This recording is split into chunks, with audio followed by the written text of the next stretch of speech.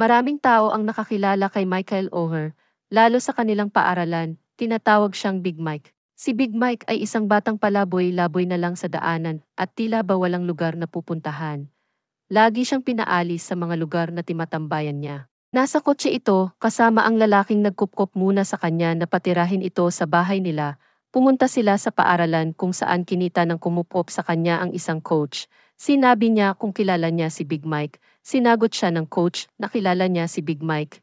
Inalok nito ang coach na ipasok si Big Mike sa isa sa mga sports. Tinanong naman ng coach kung saan magaling si Big Mike at sinabi naman ng kumupop sa kanya na kahit anong laro na may bola. Habang sa labas naman ay nakikipaglaro si Big Mike kay Steve ng basketball.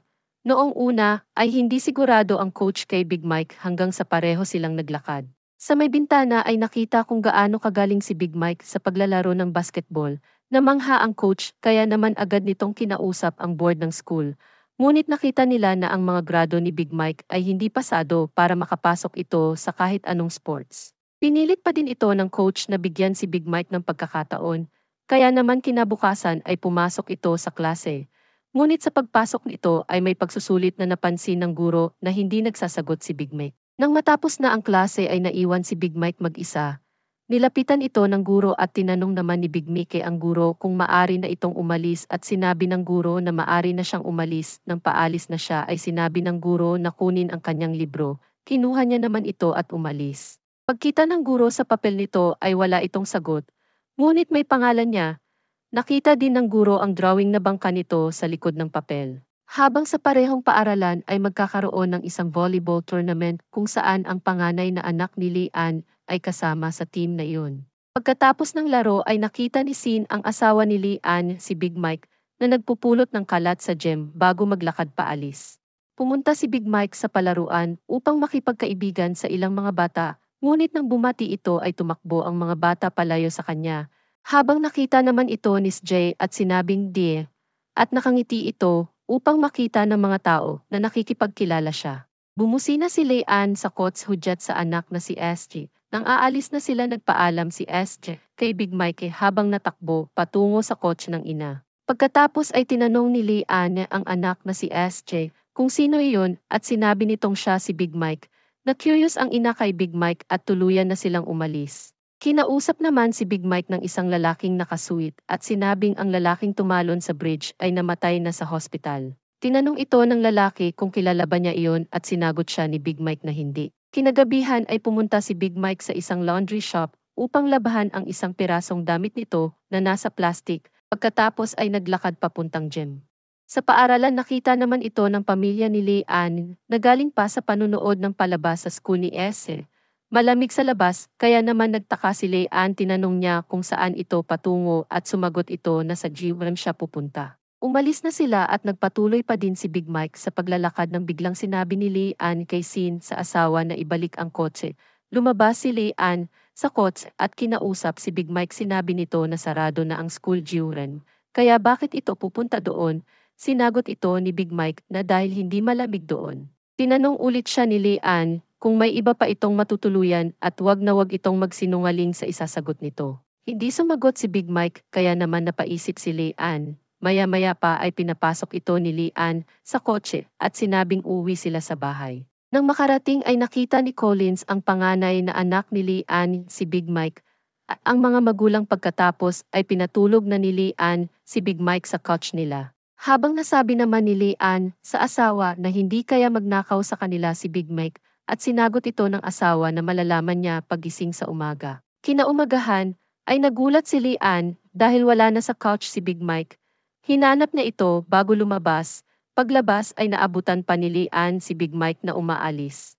Thanksgiving ng araw na iyon, kaya naman niyaya ni Leanne si Big Mike na sumama sa kanila upang i-celebrate ang Thanksgiving. Kumakain na ang lahat sa may harap ng television habang nanonood nang mapansin ni Leanne si Big Mike na nakain mag-isa sa lamesa kaya pinatay nito ang television at sa lamesa sila lahat kumain. Inuwi din ni Leanne si Big Mike sa kanila nang makita ni Big Mike na hindi na doon nakatira ang ina at sinabi kay Leanne na baka nakatira ito sa lugar kung saan ay maayos. Magmula nang pinatuloy ni Leanne si Big Mike sa tahanan nila, dinamitan na nila si Big Mike Binilhan niya ng mga damit at pinatuloy na pinapasok sa paaralan. Binigyan din niya ito ng sariling kwarto, na laking kinatuwa ni Big Mick dahil nabanggit niya, ngayon pa lang siya nakaranas na magkaroon ng unang kama sa buhay niya. Patuloy na nag-aral si Big Mike upang makapasok sa sports na football, kaya naman lagi itong nagre-review kasama ang isa sa mga guro nito hanggang sa tumaas ang lahat ng grado nito. Hindi nagtagal ay binalita kay Big Mike na siya ay makakapaglaro na sa spring ng football. Lumabas ang pamilya upang kumain. Nang makita ni Big Mike ang kapatid nito, tinanong siya ni Lian kung sino iyon at sinabing siya ang kapatid ko, kung kailan niya ulit huling nakita ito. Ang sagot ni Big Mike, mula pa noong mga bata pa kami. Hindi rin nagtagal at sinimulan na ni Big Mike ang pag-ensayo, kasama ang coach. Hindi pa gamay si Big Mike sa larong football, kaya nagkakamali siya. Pagkatapos ng ensayo ay sinabi ni Sin sa coach na hindi pa ito nakakapaglaro ng ganoong laro dati kaya bigyan ito ng panahon. Nag-ensayo din si Big Mike kasama si Jay na tinuring siyang kuya. Hindi nagtagal ay inampon ni Lian si Big Mike. Pagkatapos nitong mahanap at kausapin ang ina nito, sinabi ni Lian sa kanya na nasa maayos na lagay si Big Mike. Naging parte na ng pamilya si Big Mike kaya naman ay pinakiusapan nito kung maari ba siyang makakuha ng driver's license dahil gusto nitong may dalhin siya na nasa pangalan niya at nagawan ito ng paraan ni Ann. Ganoon din na nagkaroon ito ng truck. Isang araw, habang tinuturuan ni SJ si Big Mike ng laro, ay nagpaalam si SJ kung pwede ba siyang kumuha ng video game kasama si Big Mike dahil marunong naman itong magmaneho. Sa pag-drive nila ay naaksidente sila, sinisisi ni Big Mike ang sarili, ngunit sinabi ni Lian na maayos SJ dahil pinigilan ni Big Mike. Matapos ang nangyari ay araw na ulit ng pag-insayo ni Big Mike. Nagre-record si SJ ng mga nangyayari upang makuha ni Big Mike ang gagawin.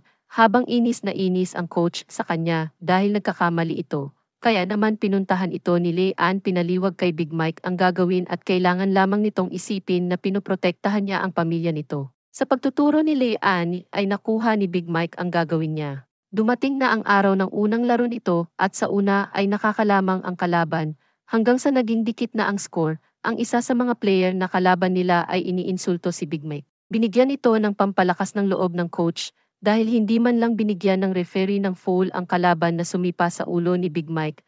Pinigilan ni Big Mike na mapaaway ang coach kaya naman ay gumanti ito sa player. Inaalala niya lang ang sinabi ni Lian sa kanya at yun ay ang team niya ay ang pamilya niya na dapat niyang protektahan. Nang sumipol na ay nilabas ni Big Mike ang kalaban sa field nito, nakuha ni SJ ang lahat-lahat ng nangyari.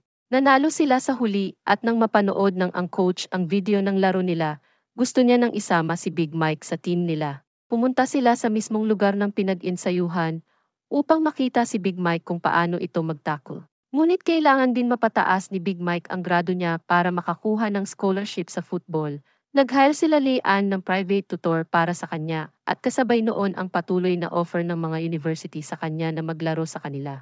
Bawat araw may nadating na bagong coach upang kumbinsihin siya at tila hindi pa makapag-decide si Big Mike para doon. Dumating na ang araw na pipili ito ng university at napili niya ang University of Mississippi, kung saan din siya ay maglalaro ng football. Di rin nagtagal ay nakagraduate ito ng high school ng may mataas na grado, sapat upang natanggap niya ang scholarship sa football. Isang araw ay pinatawag siya ng NCAA upang imbestigahan ang nangyari sa pagpili ng university ni Big Mike. Sinabi ng babae na ang lahat ay palabas lamang, dinamitan siya, kinupop at binilhan ng kotse para siguraduhin sa University of Mississippi siya mag-aaral.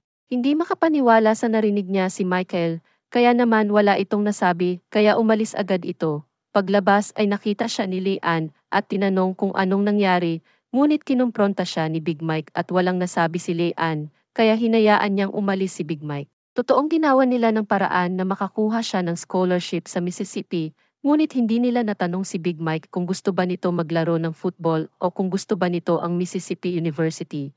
Naglayas si Big Mike at pumunta sa dating lugar kung saan siya nakatira upang hanapin ang nanay nito. Ngunit nag-aaway lamang sila doon, kaya naman pumunta ito sa laundry shop kung saan naman siya nahanap ni Lian. Nag-usap ang dalawa at doon ay tinanong siya ni Lian kung gusto niya ba maglaro ng football at sinabi ni Michael na doon siya magaling. Pinangako ni Lian na siya ay may kalayaan na magdesisyon sa buhay niya dahil buhay niya iyon. Nang bumalik siya sa NCAA, interview at tinanong siya kung bakit niya gusto ang Olsen, Mississippi. Sinabi nito na doon nanggaling ang pamilya niya, doon nag-aral ang pamilyang kumukop sa kanya sa huli ay nakapasok sa NFL si Michael at naglaro para sa Olsen, Mississippi. Naging maayos at sikat si Michael Oher sa laro ng football. Sa huli ay nabago ang buhay niya sa simpleng magandang loob ng pamilya ni Leigh-Anne sa kanya. Dito na nagtatapos ang pelikulang recap movie. Mag-subscribe para sa higit pang mga iba't ibang videos mapapanood ninyo. Paki-on ang mga notification at mag-iwan ng like para matulungan ang channel. Maraming salamat sa panunood. God bless everyone.